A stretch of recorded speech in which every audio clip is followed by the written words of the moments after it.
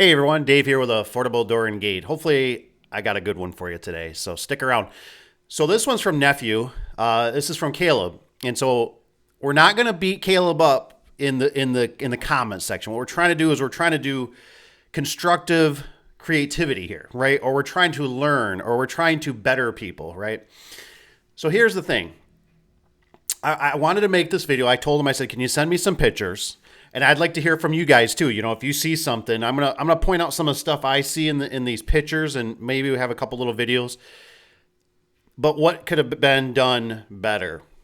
You have to understand that this is a steel building, right? It's just probably one of those pop-up kind of shed type things that somebody's making a little nicer, right? So everything behind here is basically metal, and then they put plywood up. So you guys know, if you're seasoned vets, how that goes, right? You drill through the plywood, it's quarter, it's half inch, whatever, boom, you hit some metal back there. Now you're dealing with the whole wood / metal combo. It normally doesn't work out that good. It's very frustrating to deal with. So my first thought is, with this install, is what I would have done, and I'm doing this the Uncle Dave version, right? Like trying to help you younger guys out. To try not to have to make all the mistakes that I used to make that cost me a lot of time and money. So first thing is, I don't think I got any pictures from him. I did look back in my notes a little bit and my text, and I didn't see anything that validated pictures of the job. I think right here is honestly a great picture. This is generically what I'm looking for from a customer, right?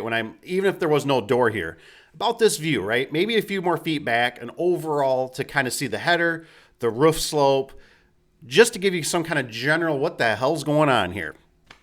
And then what I'd like to see is, I'll show you another one here, another clip.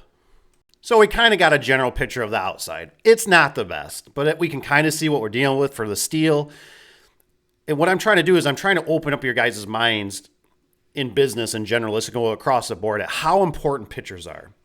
You guys are probably watching this video and you're probably going, oh, I see this, I see that, I see the thickness. Like for instance, I'm going to put the mouse on it. I can see the thickness of this jamb is not very pleasant. Will weather seal go on it? Yes.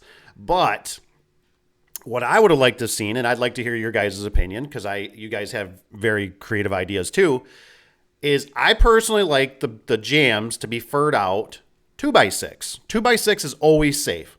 Now, can you probably do it 2x4? Yes. And this door is actually, if you look right here by this edge of this panel, it is almost falling in the jamb. But I think what would have helped them out is this thing was a furred out with 2x4 minimum. I'd like to see 2x6. And then what you do is you run it all the way from the bottom. And with this headroom that they have there, run it all the way to the top, right? That gives you your brackets and everything, your end bearing plates and everything, something to mount to. Then obviously got to go across the header and all that stuff. But the beautiful thing about it is, if they would have furred it out, you guys tell me, you know how this is going to go. How are you going to nail this? You know, your weather seal to the outside of this metal. It's just not going to happen. But if it was furred out with a 2x4, you'd have some exposed wood right there, and then you at least have something to nail into with your trim. It would make your job a heck of a lot easier. So this is why I'm trying to explain the whole process about detailing a job, getting pictures from the customer. I kind of go back to the whole thing about preparation. It's preparation. Caleb will understand this, but I know a lot of people, I always think about painting a car, right? Everybody wants to get the paint in the car and they want to drive it and they want to go show it off, right? They want to take it down to the strip and show off their sweet looking ride. But it's all about the preparation, right? If you don't do the right body work, you don't put the right primer, you don't do the right sequence of things. This is what I'm talking about, and this kind of stuff too. If we would have had pictures, and I kind of let them know a little bit. I said, hey, next time, let's make sure we get some pictures, because I could have notified him, said, this is going to be a problem. This should not be your problem on a weekend to deal with this. You're the garage door guy. You shouldn't have to deal with all this stuff behind. And so I'd like to hear your guys' opinion on it. One thing I didn't notice until just making this video, I didn't catch this. I was more looking at his flag bracket, how they screwed into. I think they found some fasteners, and that's why they had to use the washer, which is fine. I'm okay with that. But if we look at the number one hinge, what is going on with the number one hinge? Is that a number? I can't quite see it. It might be a 2 or a 3. I'm not sure, but that should be a number 1. So that should be addressed. I think he's going to be back there today. I might mention to him through a text that, hey, check your hinges because something looks a little goofy. He might already fixed it. And like I said, he's young still. He's learning, but my hat's off to him for trying. You know, most people out there won't even get out there and do anything. You know what I mean? He's trying at least. And I told him, I said, you're gaining so much information. You're learning so much. And that's why I'm also making this video, to better help him and to better help some of you younger guys out there. Because right here, like I said, if this was furred out with 2x4, probably wouldn't be a problem. You could zip into it. Sometimes they get, with even the plywood back there, you'd be golden with the legs.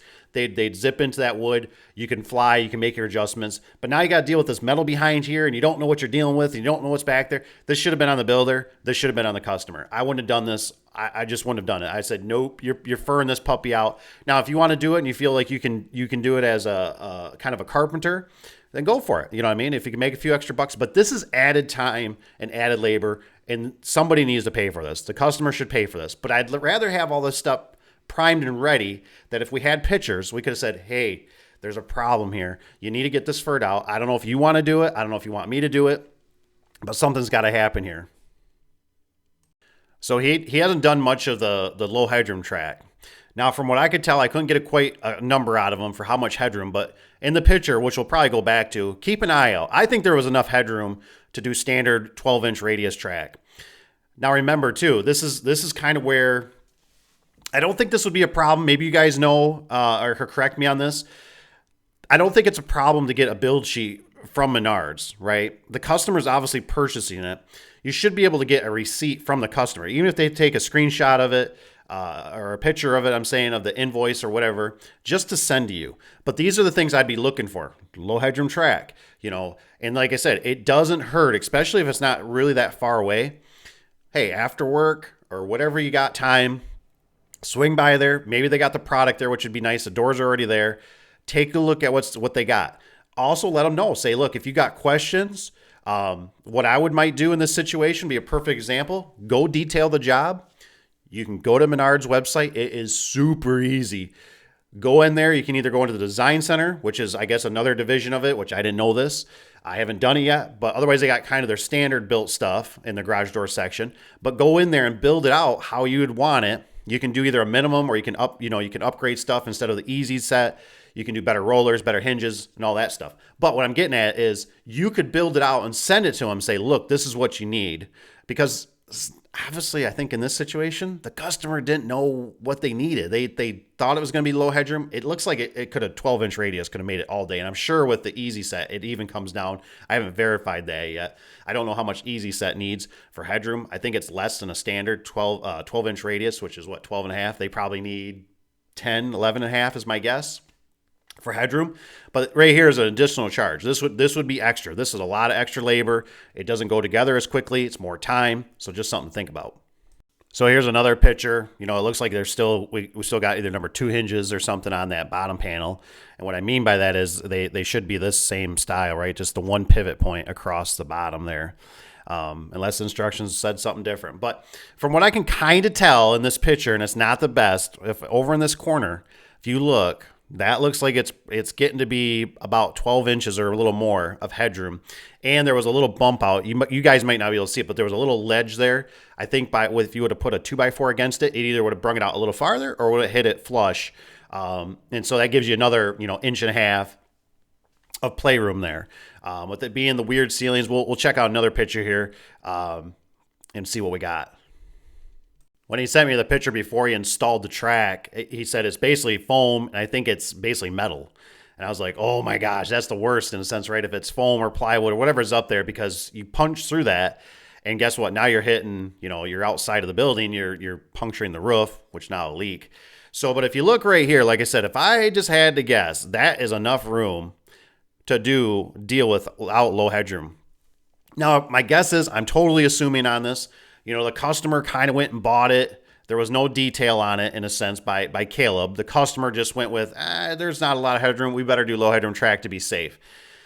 Things to remember, though, right? Low headroom track does not run that good. It's kind of it's like a spare tire, right? It works, but you don't want to ride on it too long. It's just kind of clunky. You can't go to certain speeds. Low headroom track is kind of the same. It's noisy. it's for in a pinch. I don't think this one was in a pinch. I think 12-inch radius would have been fine on this all day long. Another thing I wanted to mention is just remember some of you guys, from the bottom panel to typically whatever sandwich for that bottom panel, typically, right? It goes bottom panel and top panel are sandwiched together. It looks like these sections are different heights. So I think there should have been a taller, is my guess, a taller panel at the top. And sometimes that can affect how the door kind of runs. It normally works, but it can act kind of goofy, or can act like it's hanging up in the radius.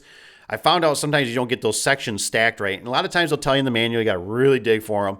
They're really a pain in the butt. But just a rule of thumb, I always typically, the bottom panel is stuck with the top panel. So always remember that. When you separate them, set the top panel off to a side. That's going to be your top panel. Sometimes they even put stickers up there of yada yada. Another thing is I always try, this is probably fine for height, I always try to put this warning sticker about chest or eye level. Just something to keep in mind that you don't put it at the top, because typically there's a warning label about don't crushing people and whatnot, maybe paint to use. So I do try to put that level. The back hangs, hey, I can live with them. I'm glad it went back far enough for him. And he hit these either that's metal or that's wood structure up there, so he had something to pin to.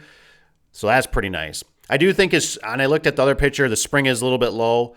But this is kind of one of those things, you guys. We don't know what's back there. Is there a metal? Is it only going up so far? I'm sure it goes the whole way and it could be brought up, but it's just a pain to drill through. It's horrible. So if somebody would, like I said, would have went across and brung wood all the way to the ceiling, and like I said, you can see there's this bump out up here. If even a stick past, I don't care. You know what I mean? My flag brackets can go a little bit past that or whatever I got to do.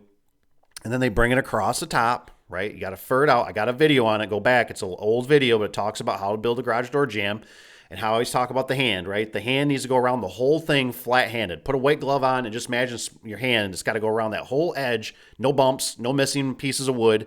And then right here in the center, if they would have just jetted up another chunk of wood, 2x6 is what I prefer, it would work good for the spring. It'd work good for the operator, a garage door opener. So I don't know. You guys let me know. I'd like to hear what you guys have to say. What did I miss? Can't quite see. It looks like you got the cable on the front side. That's always kind of a mystery. Some people put them on the back. Some people put them on the front. I told them probably put it on the front for right now just because it would keep it out of the track. I didn't want them to have any problems. But you know what? Hey, man, I told them. I'm proud of them, and I really am. You're getting out there. You're hustling. You're trying. And if you're one of them out there on the fence and you're running into a situation or you want to get started, get with me. You know what I mean? Contact me. Email me. Somebody got my text. Email me. Normally, once we kind of get fuzzy, I'll give you my number if need be or whatever. But pictures are the best thing you can ever send me. Send me some pictures. Obviously, I understand I'm a busy guy, so if you're looking for a 5-minute fix, I might not be able to help you out. I might be by the phone. I might not be. Sometimes it takes me 30 minutes to 2 hours to get back because I'm doing something else or I'm in a piece of machinery or whatever is going on. But like I said, if you got something like this and you said, I'm a little confused, I don't know what to do, I just helped another gentleman out.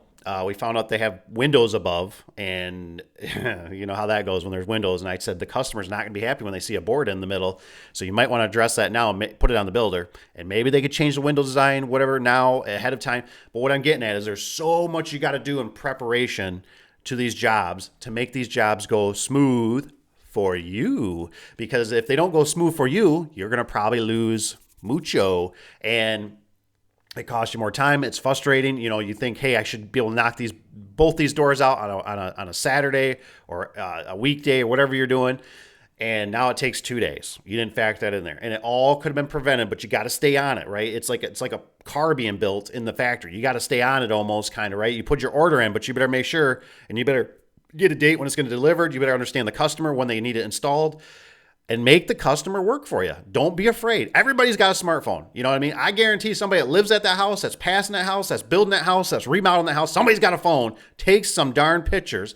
And the best thing you can do is, this would be a perfect one for Caleb, take some pictures of what you would like to see as an example.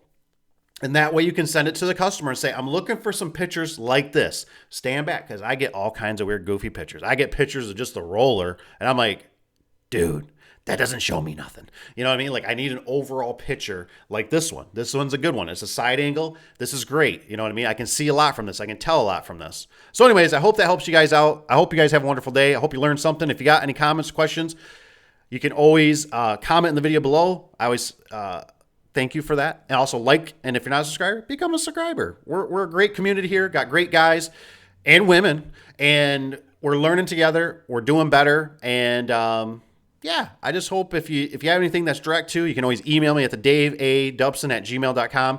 I'm always open for you there. And I hope to see you on the next one. Take care, you guys.